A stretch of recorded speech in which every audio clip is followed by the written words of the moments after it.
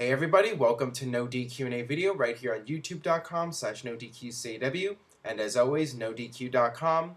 A busy week in WWE, a lot going on for me personally. I have my wedding this coming weekend, and as you can imagine, things have been extremely hectic around here. But I still have a job to do. I have a ton of questions here. I'm going to try to get through as many of them as possible, so let's not waste any more time. Let's get right down to your questions. What did you think of the Money in the Bank card so far, and how could it be improved? I think if the CM Punk versus Daniel Bryan feud is to continue, they should have a ladder match at Money in the Bank. Your thoughts? And I also have a question here. Do you think it's a smart idea to have the WWE Money in the Bank match consist of former WWE champs? I mean, there won't be a new push at Money in the Bank while I wait for Money in the Bank to see new faces at WWE, just like what happened to Daniel Bryan. So basically, I agree with this second question and the general consensus about Money in the Bank. Money in the Bank has always been about showcasing the younger talent and helping to create a new star and bring somebody to the next level. So I'm not really a big fan of them doing the former WWE champions in a Money in the Bank match.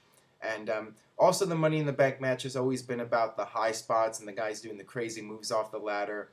And for the WWE title Money in the Bank, it's going to be basically the heavyweights. I mean, you have Chris Jericho in there, but then you have John Cena and The Big Show. So, and Kane. Not really a big fan of that. I think they should stick to what works with Money in the Bank and not try to change it up. But, I'm not running WWE, so it's not my call. As far as CM Punk versus Daniel Bryan goes, I think that's a good match to have at Money in the Bank. Keep that feud going. They'll always be having a great match no matter what. It's a guaranteed great match for the pay-per-view. I would like to see some sort of stipulation just because we've already seen them compete before, so they should take it to the next level with a stipulation. Not so sure about a ladder match since you already have two ladder matches, two Money in the Bank matches already, and I think that would just be overkill. Perhaps something like an Iron Man match. I think that would be a great idea, and that would give those two guys a chance to showcase and steal the show, and I think that a lot of people would be happy with an Iron Man match. So, I mean, that's what I would do, and we'll see what happens with the SmackDown title match or where that goes, but for now, I'm not completely sold on Money in the Bank just yet. What are your thoughts on Sid's return on Raw and your general thoughts on Sid as a wrestler? Personally, I was never a fan and agree with Michaels when he said Sid couldn't work a lick. I was really happy to see Sid. I mean, it was a nostalgic moment for me personally because Sid was on top when I was a kid growing up.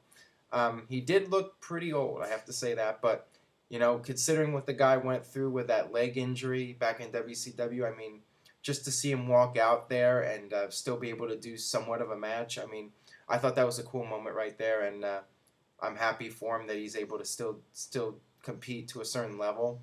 But yeah, I mean, yeah, technically it didn't look like he could do much, and he was never all that much of a wrestler. It was all about the personality and the Psycho Sid character, and from a character standpoint, I always liked Sid, but not very good in the ring, and he did have a lot of issues behind the scenes, regardless of where he worked, whether it was WWE or WCW. He was generally considered to be difficult to work with. So there were some issues with Sid, but like I said, as a character, big fan.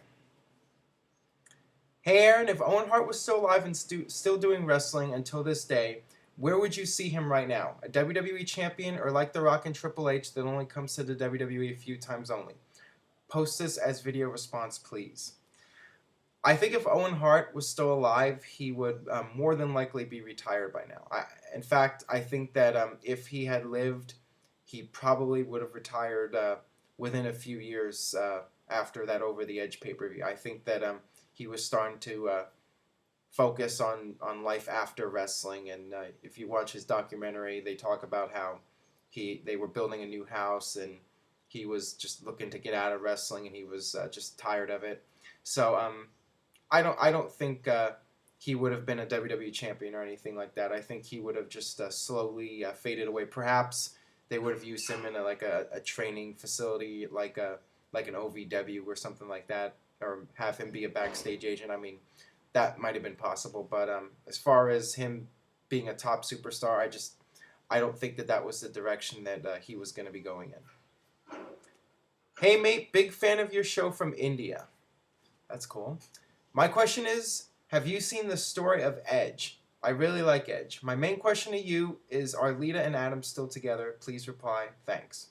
I'm in the process of watching it, and I mean, like all WWE documentaries, I mean, it's really well done. The production values are great, and Edge tells it like it is. I like the fact that that they're breaking kayfabe somewhat, and Edge is speaking about his real life feelings, and it's not all storyline, that kind of stuff. I'm kind of surprised they didn't mention the fact that he was enhancement talent for WCW for a short period, and that's kind of something interesting, and they didn't even bring that up. But overall, I think it's been very thorough, and I really enjoy it.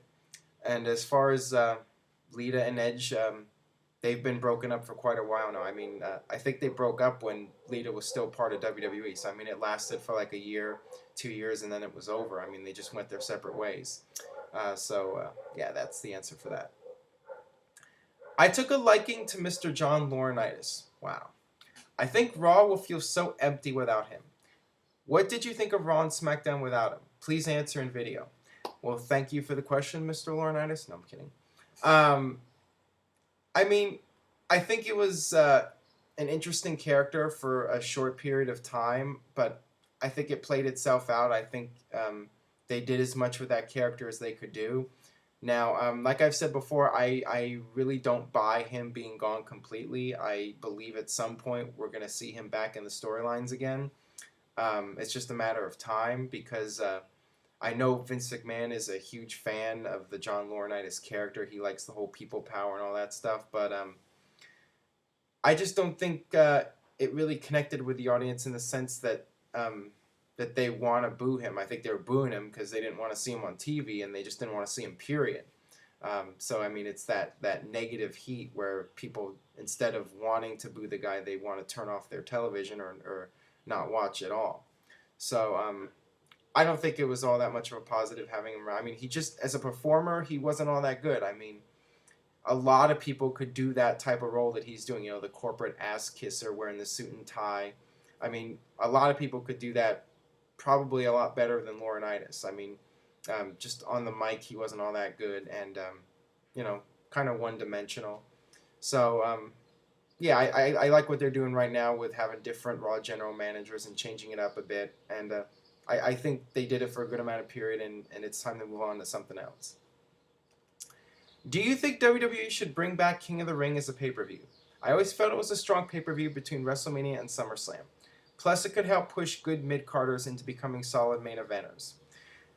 I've talked about this before. I was a huge fan of the King of the Ring pay-per-view, and I thought it was a great way to help build up SummerSlam as well. I think that King of the Ring was like SummerSlam's Royal Rumble to WrestleMania, where you could use King of the Ring and then have the winner of that challenge the champion at SummerSlam. That way you make King of the Ring something special, and you make SummerSlam something special. So, yeah, I would have kept King of the Ring. I really don't know why they dropped it. I mean, they had it going for a good 10 years, and it had built up its own legacy.